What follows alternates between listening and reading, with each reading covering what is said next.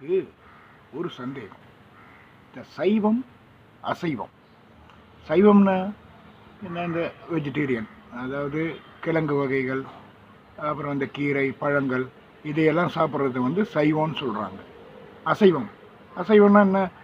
இந்த நடப்பனை, பரப்பனை, தண்ணீரில் நீந்துவனை, இவை எல்லாத்தையும் எடுத்து கொண்டு சாப்பிட்டா அதை அசைவம்னு சொல்கிறாங்க.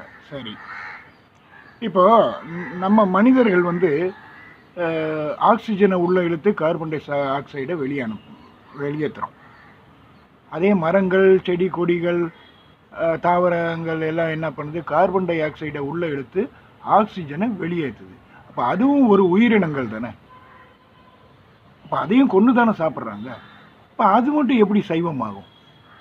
எனக்கு அதுதாங்க ஒரு சந்தேகம்.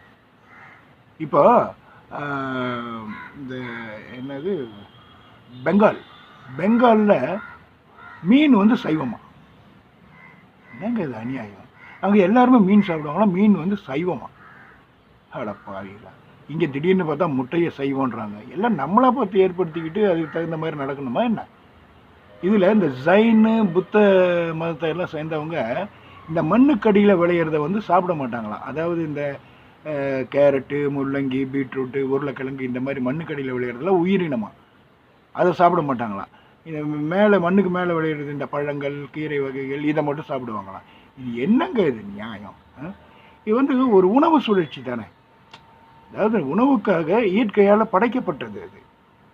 அதாவது இப்போ காட்டுக்குள்ளே பார்த்தீங்கன்னா சிங்கம், புலி எல்லாம் பார்த்தீங்கன்னா மான் அந்த மாதிரி எல்லாம் வேட்டையாடி சாப்பிடுதுன்னா அது ஒரு உணவு சுழற்சி. அதோடைய உணவுக்காக அது தேடிக்குது. இந்த மாதிரி மனிதர்களுக்காக ஏற்படுத்தப்பட்ட இதுதான் இது. மனிதர்கள் சாப்பிட்டுட்டு இருக்கோம். இதில் போய் என்னது சைவம் அசைவம்னு? இது ஒருவேளை நான் கரெக்டாக பேசுகிறேன்னா இல்லை தப்பாக பேசுகிறேன்னான்னு எனக்கு ஒரு சந்தேகமாக இருக்குது. இதை பற்றி தெளிவாக தெரிஞ்சவங்க யாராவது இருந்தீங்கன்னா கொஞ்சம் கமெண்ட் பாக்ஸில் கமெண்ட் பண்ணுங்களேன் ப்ளீஸ்.